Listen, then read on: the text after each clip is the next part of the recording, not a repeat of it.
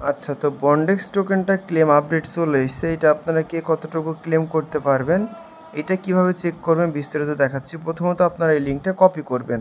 Copy করার পরে চলে আসবেন আপনার মিটামাক্সে। তারপরে এই যে এখানে যে ব্রাউজার আছে এই অপশনে ক্লিক করবেন। এখানে সরাসরি আপনারা লিঙ্কটা পেস্ট করে দিবেন। তো আমি আমার লিঙ্কটা পেস্ট করে দিলাম। তো লিঙ্কটা পেস্ট করার পর আপনাদের মাঝে এই ধরনের ইন্টারফেস শো করবে। তো এই যে এখানে আপনারা যে কানেক্ট ওয়ালেটটা দেখতে পাচ্ছেন, জাস্ট এই অপশনটা ক্লিক করবেন।